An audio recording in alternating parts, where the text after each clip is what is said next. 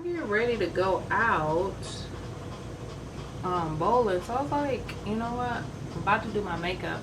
I haven't really done my makeup in like so long. I'm like messing up over here, so I was like, you know what, let me just film a video and do a life update with you guys. So I'm just posting videos back on my YouTube, and I haven't even like told y'all where I've been. Okay, so last video that I left off was, I think I was telling you guys about my loan signing, and after that I just stopped doing videos because I was trying to buy a house, and the lender was telling me that, you know, by me just starting that business, the notary business, that it wasn't generating enough income because it was new, and then it wasn't generating enough income to use to qualify, you know, as income to purchase a house. Which I knew because I wasn't doing it full time. I was mainly only doing it, you know, every so often, like PRN, maybe part time, whatever you want to call it. Or unless a signing service actually reached out to me directly is when I would go and take a signing. I think I was really done completely. I think I did my last signing was like in February. Yeah. And then I just stopped doing them because I was trying to buy a house. So I always had 2 jobs. So the lender was telling me like, hey, if you get another job in the medical field, you know, we can, oh, I should have put that under my eyes. We could use that. We can use that as your income. Like, I could have qualified for the house with just my 1 job, but I wanted to be in a different area, a different zip code, which required a little bit more coins. So I was like, okay, let me get the second job. Finding jobs was easy. I ended up finding a second job. And okay, where's my stuff? Okay, there we go. I'm like, where's my stuff? So I ended up finding a second job. So I had my 2 jobs. So I signed my paperwork on January 22nd of 2022 for the house. It's going to be in Maricopa. It's going to be a 3-bedroom, 3-bedroom, 2-bath, car garage. It was a new build. And so I was set. I was like, okay. I closed on it, and by me being in the medical field, I think I got like $1,000 credit for that. I didn't get like a first-time home buyer program because they said I didn't need one. I didn't need to apply for one, which I didn't know, you know, that I should apply one because I am a first-time home buyer. But I just went by what they said. But now looking back, I know I could have got one. I should have applied for one. And they told me I didn't have to because I had close to the down payment, because I think I had like $7,500 saved up, and I needed $12,500 to close. So I knew with the second job I was gonna get the $12,500. I'm gonna need $12,500 to close, and I was already at $75,000. So, and I was supposed to close in July, which would have been a birthday gift. I would have, you know, I was gonna look at it as like a birthday gift to myself for closing on the home. I was actually was supposed to close on my birthday, so that would have been an amazing gift. So fast forward to February, I end up losing the second job. Now, it was still tight with the first job. The only difference was it was probably not, I probably wasn't going to get close to the down payment by July. So the lady asked me, like, you know, do you have a cosigner? And I'm like, I don't come from a family like that that's willing to co-sign and help you, you know, accomplish things. So I told her no. So she's like, oh, you know, you just need to find something else.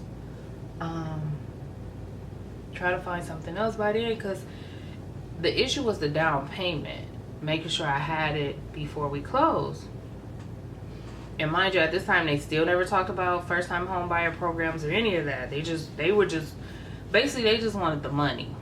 So I was like, okay. I was looking for a job, steady looking for a job, and I wasn't able to find one.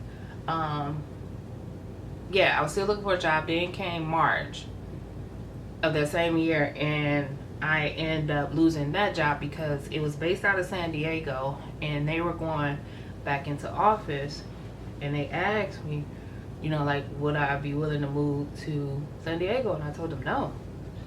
I'm like, Arizona cost of living is high. I'm sure San Diego's is right up there. And I never wanted to live in San Diego anyway. I'm not much of a like West Coast beach type girly. I'm more like East Coast, seasons changing and things like that. So, you know, no, not the salary was there, I probably would. But anyway, so I end up losing that job. So I had to tell the lender, like, oh, you know, I lost my job. And by it being categorized as a layoff, because, you know, COVID had just happened, so a lot of people was losing jobs, coming back, stuff like that. So they categorized it as a layoff, so it wouldn't count against me as if I like just went and quit. So I'm getting makeup on my thing. So she was just like, oh, you know, just find you another job, just find a job.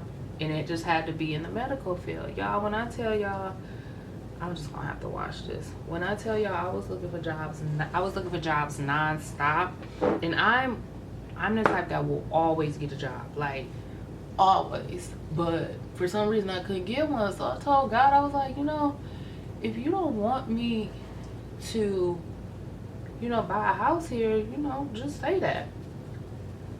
And I was getting nervous too because the beginning of that same year, my landlord ended up telling me that he wasn't going to renew the lease because he was giving the condo I was staying in to his daughter, which I said, okay, cool, because I was, you know, in the market to want to buy a house anyway. So I was like, oh, that came perfect timing.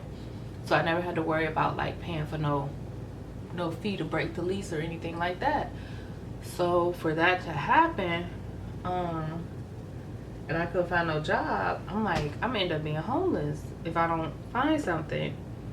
So during that duration of me being unemployed and still trying to find a job, I had to, which I tried my hardest not to, but I had to use my down payment to start paying for, you know, my living expenses. And we were getting closer and closer, and I just wasn't able to find a job. So I had to make the decision to walk away from the house. I was just like, I called the lady. She's a very nice lady, and they were like really willing to help me close. So I just told her, like, you know, I can't do what I'm not able to find a job. I've already started using my money. And she was so sweet. She was like, I know about your place, because I had told her, like, you know, about how, you know, the landlord. She's like, what are you gonna do?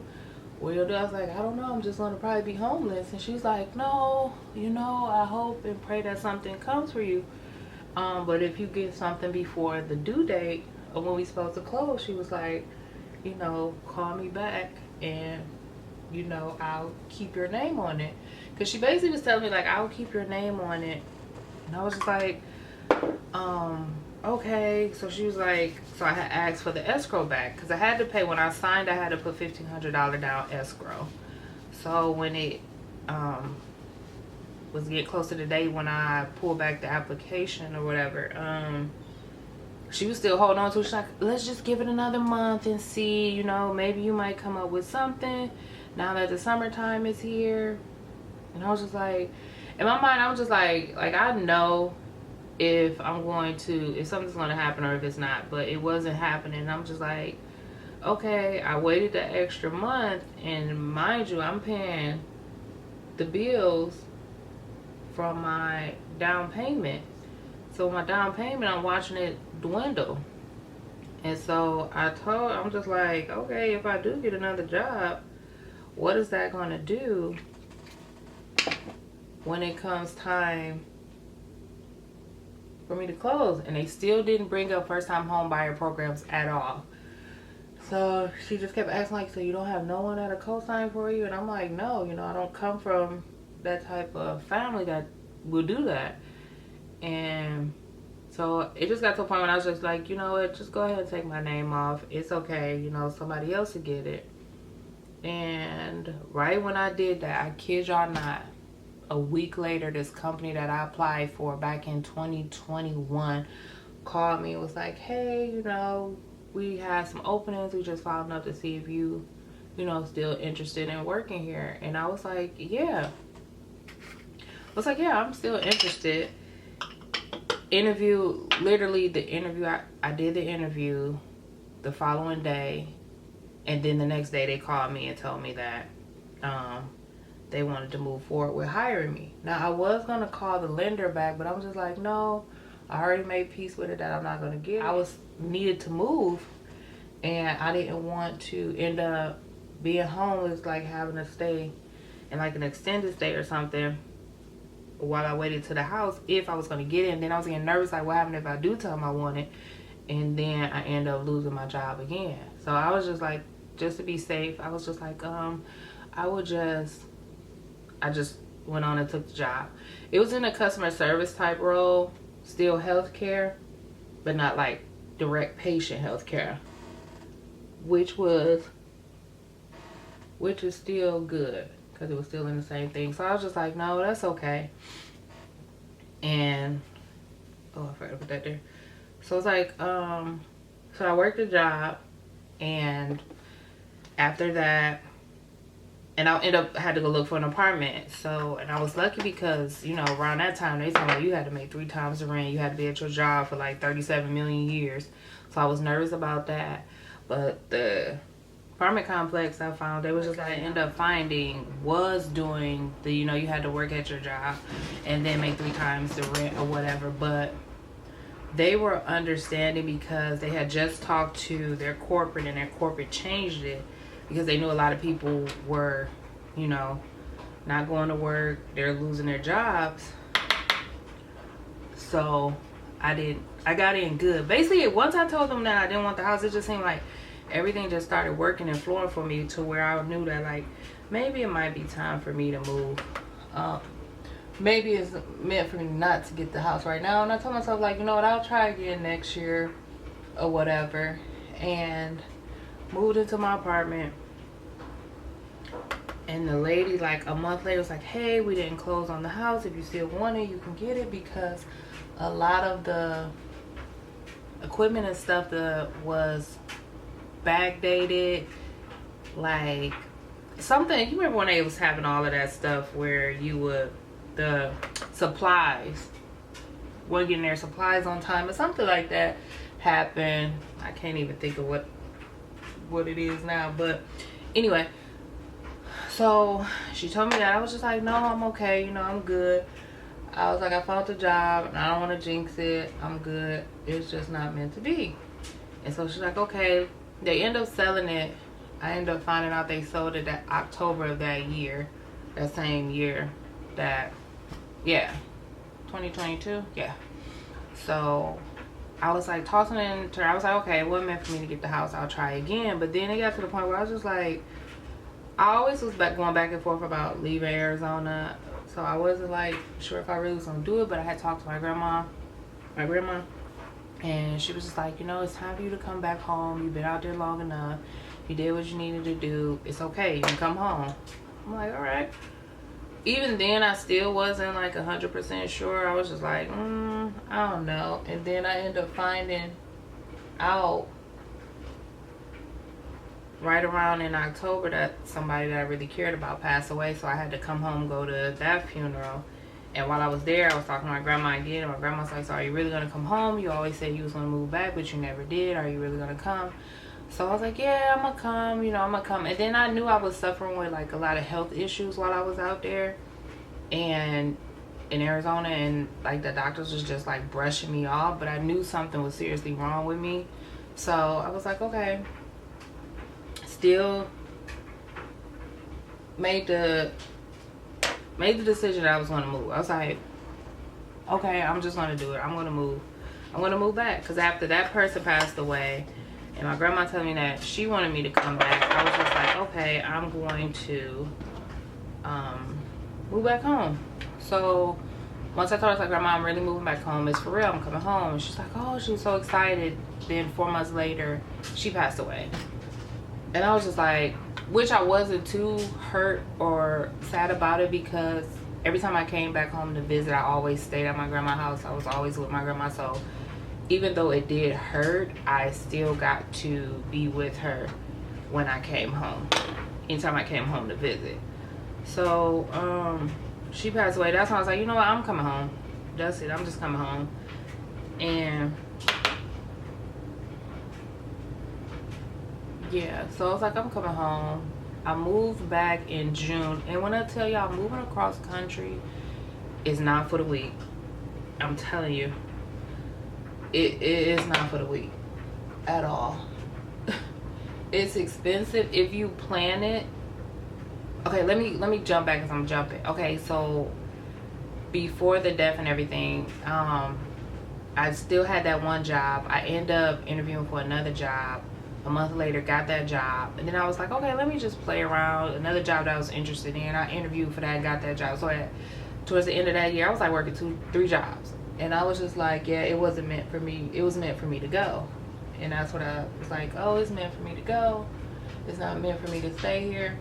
Now, jump into me moving back home. So I had to, moving back here, I renting a truck, the carport, the apartment fees to move back here, to move into an apartment, the gas, the food, the hotels. It was like close to $8,000. And if I didn't have the money saved up because I was working those 3 jobs, I ended up saving back, you know, the down payment that I end up spending to live off of. So I did that, and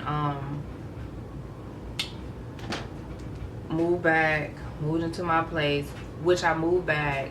I got back here like a few days early before my place was ready, so I already had to take the truck back, and I didn't want to pay extra for having a truck, so I had to pay for storage for like, I ended up keeping that storage unit till August because I was like, I'm not about to be just moving everything into my apartment at once because I didn't have any movers. It was like so hard, I couldn't find any movers out here.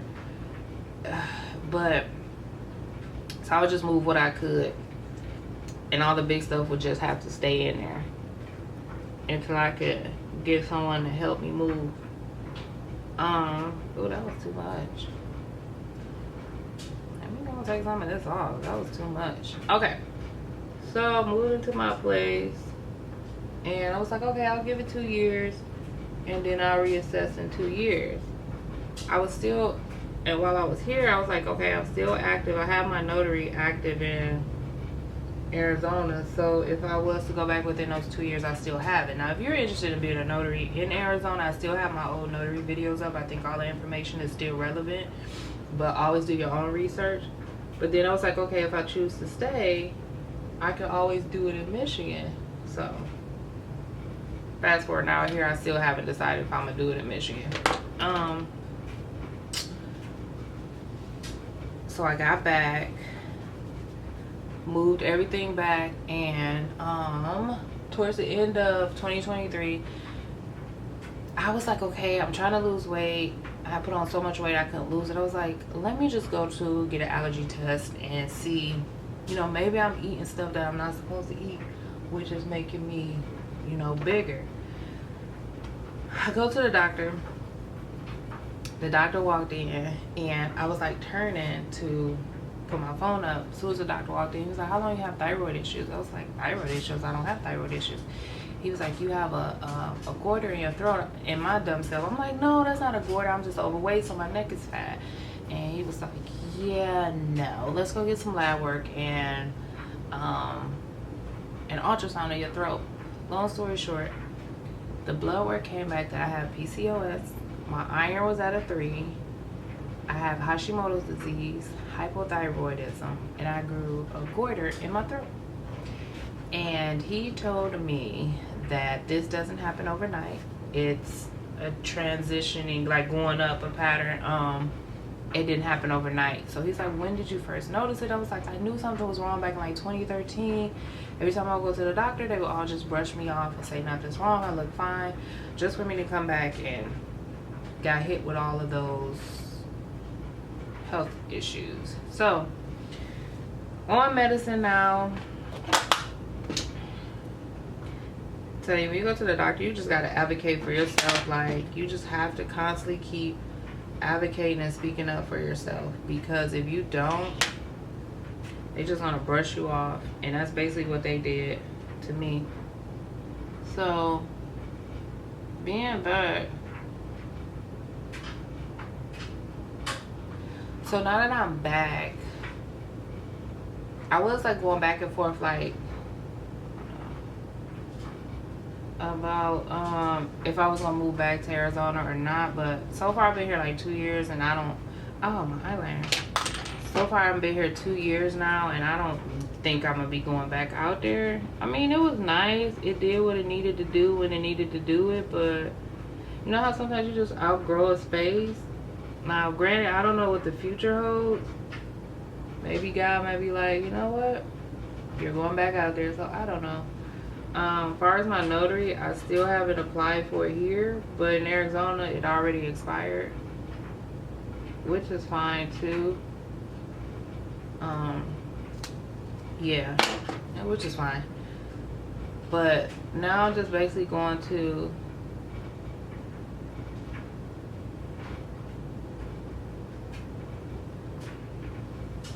now being back, I'm going to the doctors a lot more than in Arizona, because once I knew that they weren't trying to treat me, I just stopped going. I had stopped going, but now that I'm back here, I found myself going to the doctor now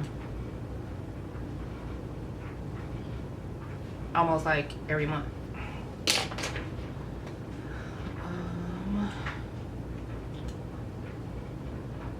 Which I'm glad I did come back, because if I wouldn't have came back, I felt like my symptoms would have got worse. Because right when I was coming back, I was having really severely bad joint pain that when I sat down, it would be so hard for me to stand up. Like, I was feeling like I was in like 95 trying to get out the chair. And that's one of the symptoms of having like thyroid issues too. Oh, and then I have really bad migraine, so constantly going to the doctor now to try to figure out what is that stemming from. Yeah, so basically that's just where I've been. Like, life just has been lifing over here for me. Yeah, but I just wanted to, since I'm getting ready to go, I just wanted to pop in.